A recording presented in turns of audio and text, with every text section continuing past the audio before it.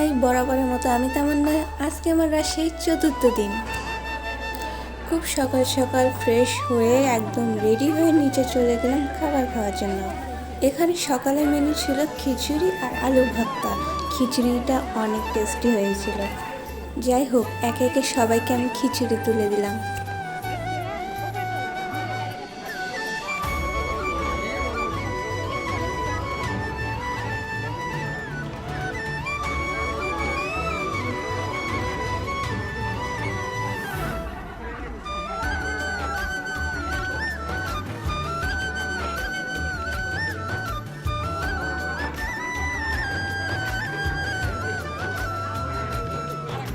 এরা সবসময় লেবু দিবে, আর এই লেবুটা এদের এখানে নিজস্ব গাছের, এই জন্য লেবুটা একটু ছোট কিন্তু মারাত্মক লেভেলের সেম।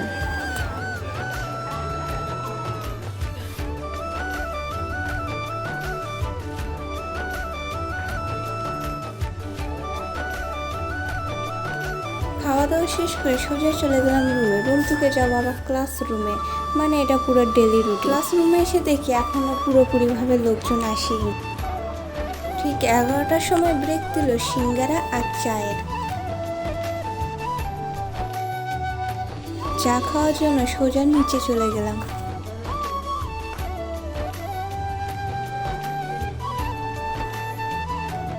সবাই একসাথে চা নাস্তা খাওয়ার পর আবারও চলে যাব ক্লাসরুমে। আজকে ক্লাসরুমে একটা ভিডিও প্লে করবে, যেটা হচ্ছে আমাদের সমাজে খুবই গুরুত্বপূর্ণ।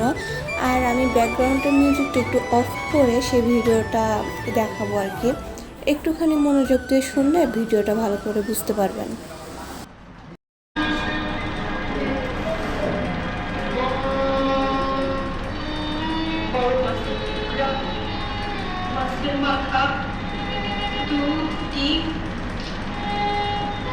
এই আমি কোনোদিন খাই না।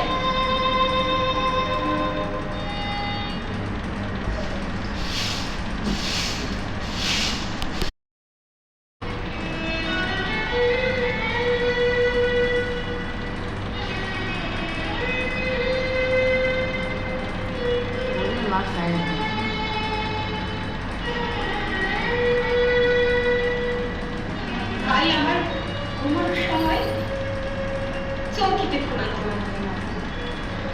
আর আমি নিচে ঘুমাইতাম।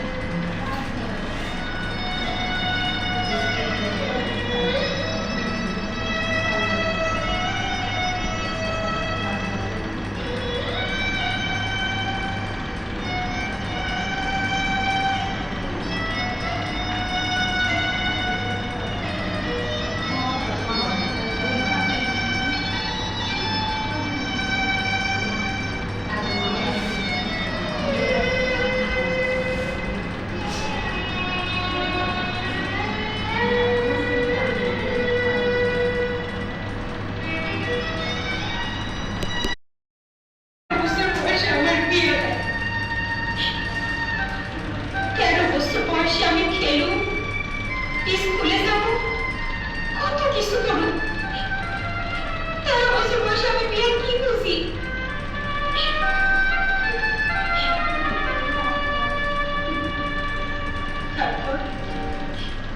তারপর শুরু হলো অন্যরকম জীবন।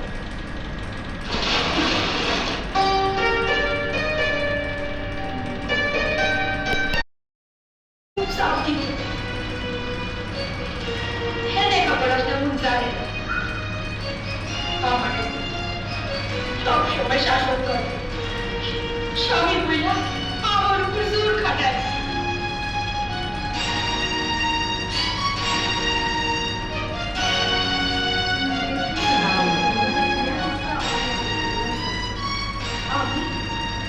আমি তার শাসন খুব পাঠাইতাম, সবসময় আমি ভয়ে ভয়ে থাকতাম।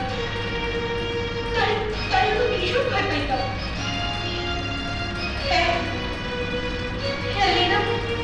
আমার অনেক কাজ ভুলে যায়, কোনো কাজ আমি ঠিক মতো করতে পারতাম না। আর এর লেখা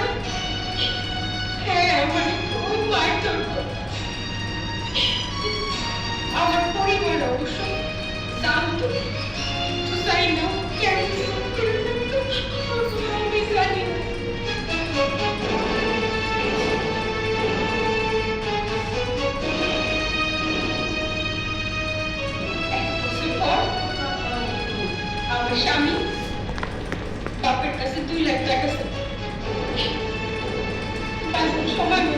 না পড়ে বাবা আমারে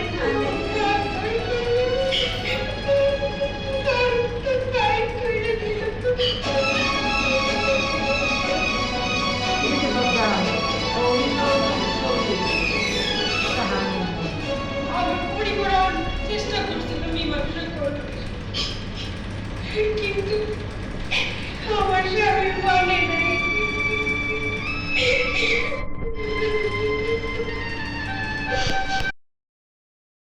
আমরা সমাজেরই মানুষ, সমাজ সমাজ কেন আমার ওকে চোখে দেখে, কেন আমার অবহেলা করে? আপনারা বলতে পারেন আমার কি দোষ করে? আমি তো পারি আমার সমানভাবে বাঁচার অধিকার আছে। তবে কেন কেন আমার ইভরিথিং এর শিকার হইতে হইল? কইতে পারেন আপনারা আমার কি দোষ করে? আমার কি দোষ? কেন কেন আমি আজ পরিবারের সমাজের বোঝা হইলাম? কেন কেন আমি পোলাবো মতো লেখাপড়া শিক্ষা নিজের পায়ে খাড়াইতে পারলাম না? কেন আমার স্বপ্নগুলো আকাশের মতো ভাইগা চইরা চুরমার হয়ে গেল? কেন কেন কেন?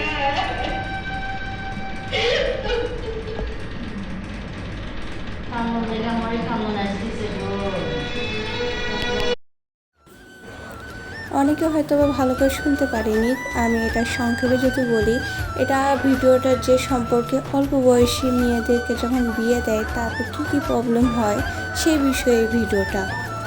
ক্লাস শেষ করার পর লাঞ্চের জন্য সোজা নিচে চলে গেলাম। আমাদের খাবার রুমটা সবসময় নিচেই।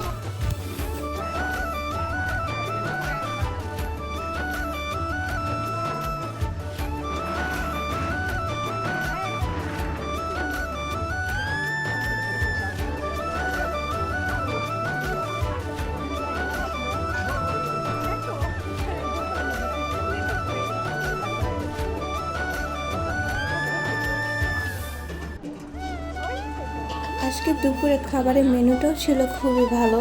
ভাত ছিল, তারপর পালং শাক আর ডাল দিয়ে একটু নরম নরম করে ঝোল টাইপ করছিল, তার সাথে ছিল মাছ ভুনা আর ছিল লেবু।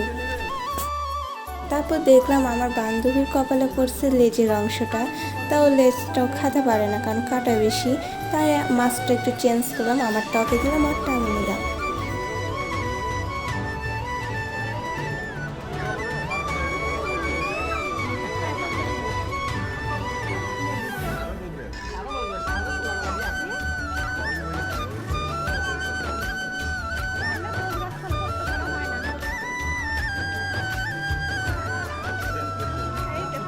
এখানকার মানুষগুলো খুব বেশি মিশুক আর রসিক টাইপ, মানে আমাদের সাথে সবসময় মজা করতেই থাকবে।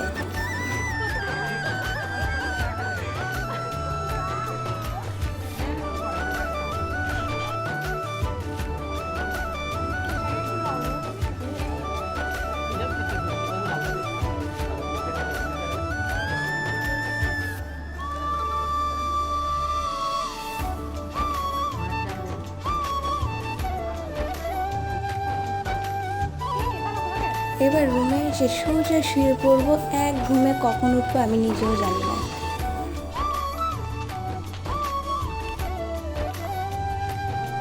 ঘুম থেকে উঠে দেখি সন্ধ্যা হয়ে গেছে।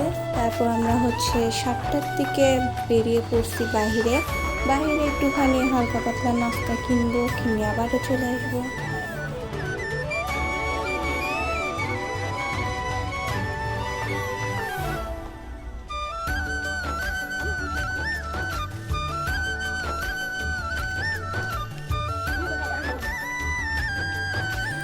বাহিরে আমার অনেক বেশি ভালো লাগে, মানে এখানে সব কিছুই আমার মোটামুটি ভালো লাগে, কোনটাই খারাপ না। আর দেখতেছি আকাশের অবস্থা খুবই খারাপ, সবসময় বিদ্যুৎ চমকাচ্ছে। আল্লাহ জানে যখন বৃষ্টি আসবে কি অবস্থা হবে।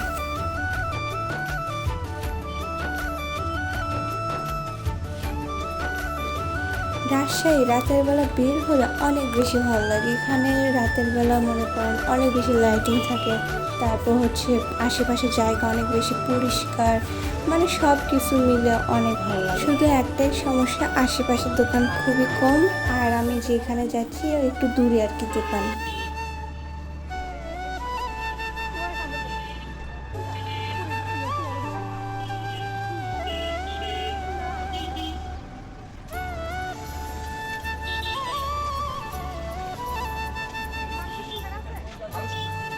তারপর একটা হোটেলে এসে ডাল পুরি কিনলাম। এই হোটেলে আমি আসার পর থেকে প্রায় আসি, কারণ এখানকার সিঙ্গারাটা জাস্ট অস্থির। মানে সিঙ্গারা যেটা থাকে মাংসের, ওই মাংসের সিঙ্গারার মধ্যে খালি পেঁয়াজ আর মাংস, মানে এক কথায় দামও কম মানেও ভালো। তারপর আরেকটা দোকানে চলে আসলাম প্যাকেট পোড়াই কিনবো রাতে খাওয়ার জন্য।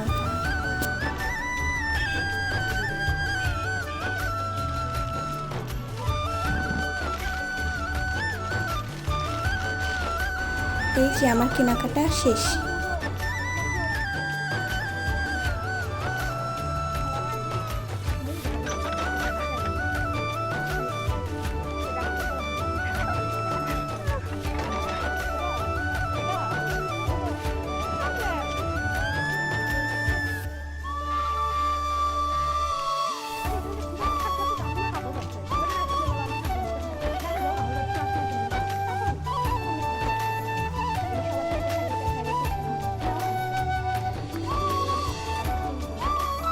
রুমে আসার কিছুক্ষণ পরে খাবারে বেল দিছে, তাই সোজা নিচে চলে গেলাম ডিনারটা সারার জন্য।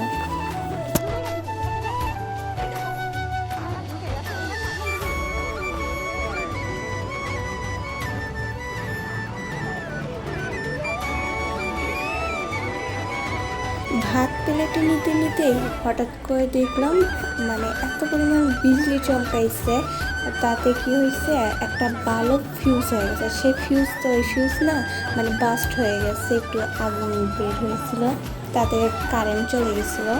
সেই সময় অন্ধকারের মতো সোজা দৌড়ে উপরে উঠে গেছিলাম আমাদের রুমে, কারণ আমার রুমে আমার ফোনটা ছিল চার্জে। আমি ভাবছি যে আমার ফোনটা মনে শেষ, মানে নষ্ট হয়ে গেছে। তারপরে আলহামদুলিল্লাহ ফোনটা একদম ঠিকঠাক আছে, সব কিছুই ঠিকঠাক আসছিলো। তারপর আস্তে করে আবার নিচে নামে চলে আসলাম। যখন উপরে উঠছিলাম আমি আমার বান্ধবী মানে খুবই দৌড়ে উপরে উঠছি।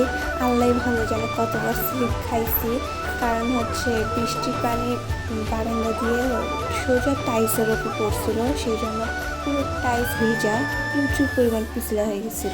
তারপর খাবার রুমে এসে দেখি ছোট ছোট বালক দেওয়া, মানে কোনো মতে আর কি দেখে দেখে খাওয়ার জন্য।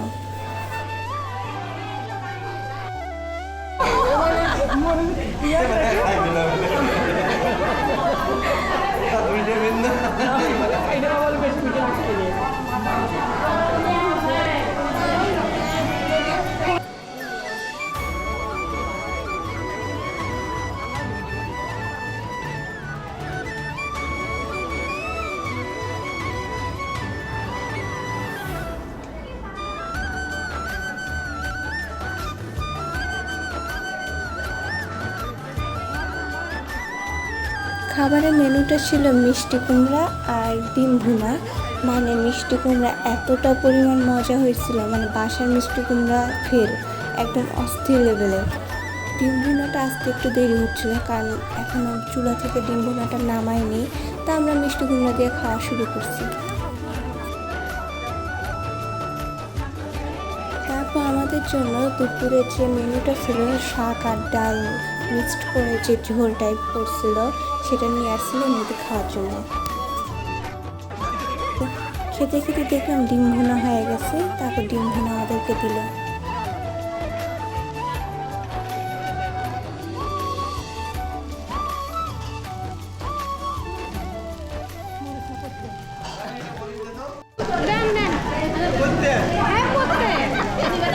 আজকে পড়তে ডালটা আছে, ডালটা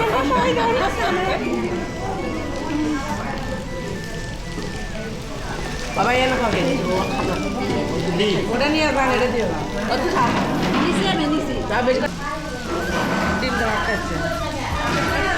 এখানে কাহিনীটা কি, যারা বগুড়ার মানুষ তারা অনেকে আর কি মরিচকে পড়তা বলে, মানে এটা এক এক জায়গায় এক এক রকম আর কি।